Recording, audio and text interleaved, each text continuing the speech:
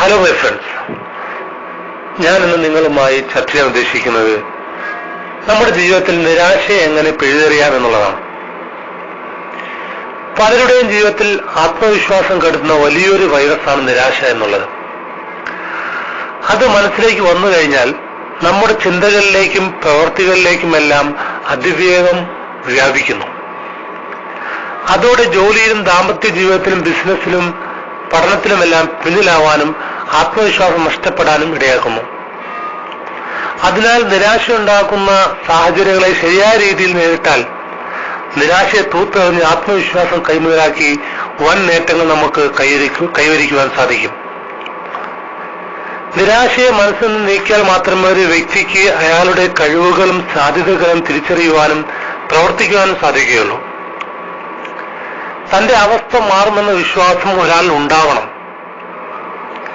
ബിസിനസ്സിൽ തകർന്നയാൾ അല്ലെങ്കിൽ രോഗം വന്നയാൾ ചിന്തിക്കുന്നത് തന്റെ കയ്യിലുള്ള പണവും സ്വാധീനവും വഴി ഈ അവസ്ഥയെ മറികടക്കാൻ സാധിക്കുമോ എന്നാണ്. ഗുരുതരമായ രോഗമോ വലിയ സാമ്പത്തിക തകർച്ചയോ ഉണ്ടാകുമ്പോൾ ഇങ്ങനെ ചിന്തിക്കുന്നവർ അതോടെ ഉറപ്പിക്കും തനിക്കിനി ആശ്രയിക്കാൻ ഒന്നുമില്ല. അതോടെ നിരാശയും ഉത്കണ്ഠയും വിഷാദ രോഗവുമെല്ലാം പിടിമുറുക്കി പലരും ആത്മഹത്യയിലേക്കൊക്കെ ജീവിതത്തെ കൊണ്ടുചെന്നെത്തിക്കുന്നു.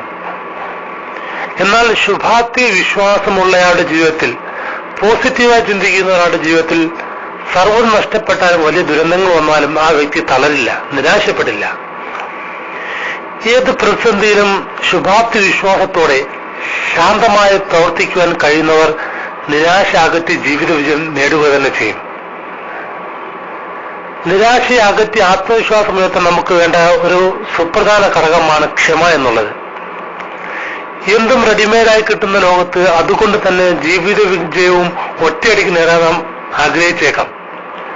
പക്ഷെ നാം തിരിച്ചറിയുക, ഇന്ന് ജീവിതത്തിൽ വൻ വിജയം നേടിയവരെല്ലാം ഒറ്റ ദിവസം കൊണ്ട് പേരും പ്രശസ്തിയും സമ്പത്തും നേട്ടങ്ങൾ ഉണ്ടാക്കിയവരല്ല. ഓരോ കുറവുകളും പരിഹരിച്ചുകൊണ്ട്, പ്രതിസന്ധികളെയും പരാജയങ്ങളെയും നേരിട്ടുകൊണ്ട് ക്ഷമയോടെ വർഷങ്ങൾ പ്രവർത്തിച്ചതിന്റെ ഫലമാണ് ഓരോ വിജയവും. ഇതിനിടയിൽ നിരാശയുടെ ഒട്ടേറെ സാഹചര്യങ്ങളിലൂടെ അവർ കടന്നുപോയിട്ടുണ്ട്. എന്നാൽ ആ സാഹചര്യങ്ങളിൽ മുങ്ങിത്താഴാതെ പ്രതീക്ഷ മനസ്സിൽ നിറച്ചുകൊണ്ട് പ്രവർത്തിച്ചപ്പോൾ വർഷങ്ങൾക്ക് ശേഷം അവരുടെ അധ്വാനത്തിനും ക്ഷമയോടുള്ള കാത്തിരിപ്പിനും ഫലമുണ്ടായി. ജീവിതത്തിൽ തകർച്ച ഉണ്ടാകുമ്പോൾ പലരുടെയും പ്രശ്നം നിരാശപ്പെടുത്തിയ ചിന്തകൾ തന്നെ മനസ്സിനെ കുടുക്കിയിടുന്നതാണ്. ഇതിനു പകരം ശാന്തമായി പുതിയ വഴികൾ നാം ആലോചിക്കുക.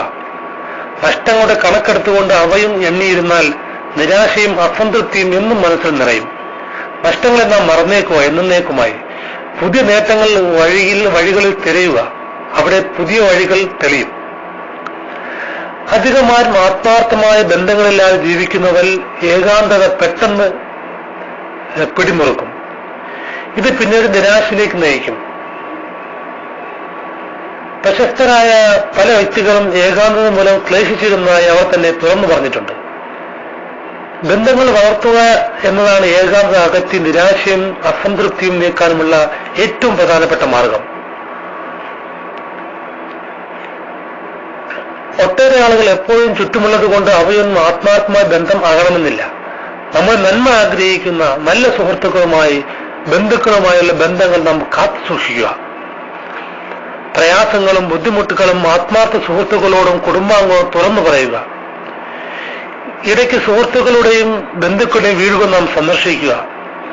മെസ്സേജ്, ഫോൺ വിളികൾ, സോഷ്യൽ നെറ്റ്വർക്കിംഗ് സൈറ്റുകൾ എന്നിവ വഴിയും നാം ബന്ധങ്ങൾ നിലനിർത്തുക.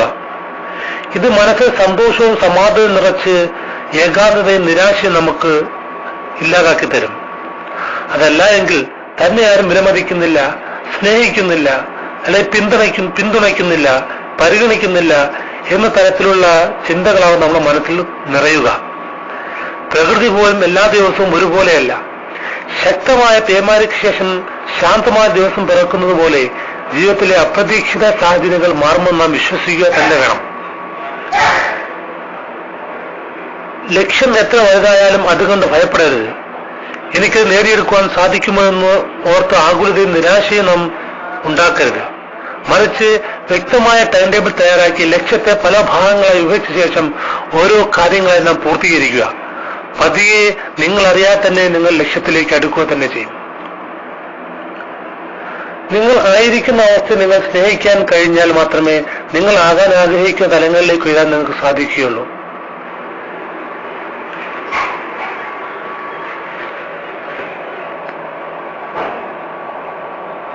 നിങ്ങളുടെ കുടുംബത്തെ, ജീവിത പങ്കാളിയെ, ജോലിയെ, ബിസിനസിനെ, വീടിനെ, നാടിനെ ഒക്കെ നാം സ്നേഹിക്കേണ്ടതുണ്ട്. ഏറ്റവും ആത്മാർത്ഥമായി പ്രവർത്തിക്കുക. നമ്മുടെ നേട്ടങ്ങളല്ല, മറിച്ച് പ്രവർത്തികളാണ് ലോകം എന്ന് വിലമതിക്കുക എന്ന് നാം ഓർക്കുക. മറ്റുള്ളവരെയും തന്നെയും സ്നേഹിക്കുക വഴി നാം ആയിരിക്കുന്ന അവസ്ഥയിൽ നിരാശ മാറ്റി സന്തോഷം നിറയ്ക്കാൻ നാം സാധിക്കുന്നു. ഇത് കൂടുതൽ ക്രിയാത്മകമായ അല്ലെങ്കിൽ ക്രിയേറ്റീവായ പ്രവർത്തിക്കുവാനുള്ള ഊർജ്ജം നിങ്ങൾക്ക് നൽകുക തന്നെ ചെയ്യും. മനസ്സിൽ വെറുപ്പും വിദ്വേഷവും നിലനിൽക്കുന്നയാൾ ഒന്നിലും സംതൃപ്തി കണ്ടെത്തുകയില്ല. എന്ത് കിട്ടിയാലും പോരാ എന്ന ചിന്തയായിരിക്കും അപ്പോൾ ഉണ്ടായിത്തീരുക. എപ്പോഴും തന്നെ മറ്റുള്ളവരുമായി നാം താരതമ്യപ്പെടുത്തിക്കൊണ്ട് നിരാശയിലും അസംതൃപ്തിയിലും നാം കഴിയരുത്.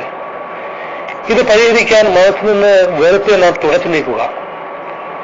വഴക്കുകൾ പറഞ്ഞു തീർക്കുക. എവിടെയും ചെറിയ ഈഗോയും വാശിയും പിണക്കങ്ങളെ പർവ്വതീകരിക്കുന്നു. അതോടെ മറ്റുള്ളവരുടെ ദോഷവശങ്ങൾ മാത്രം നാം കാണുന്നു. ഇത് അവരുള്ള വെറുപ്പും വൈരാഗ്യവും വിദ്വേഷവും കൂട്ടുന്നു.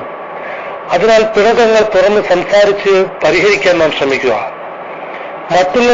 മറ്റുള്ളവരിലുള്ള നന്മകൾ നാം കാണാൻ ശ്രമിക്കുക. ജീവിതത്തിൽ നിരാശ മാറി നമുക്ക് സന്തോഷം നിറഞ്ഞതായി നമുക്ക് കാണാൻ സാധിക്കും. മറ്റൊരാളെപ്പോലെ ആകാൻ ശ്രമിക്കാതെ നിങ്ങളുടെ കഴിവുകളും അഭിരുചിയും ഇഷ്ടങ്ങളും ഉള്ള മേഖലകളിൽ നാം പ്രവർത്തിക്കുക. ആരോടും മത്സരിക്കാൻ ശ്രമിക്കാതെ നിങ്ങളുടെ വഴിയിൽ മാത്രം നിങ്ങൾ സഞ്ചരിക്കുക. ജീവിതത്തെ വിവിധ സാഹചര്യങ്ങളിൽ നിഷേധാത്മകവും പ്രസാദാത്മകവുമായ ചിന്തകൾ മനസ്സിലേക്ക് വരുമ്പോൾ അവയിൽ നിന്നും പോസിറ്റീവ് ചിന്തകൾ മാത്രം നാം തിരഞ്ഞെടുക്കുക.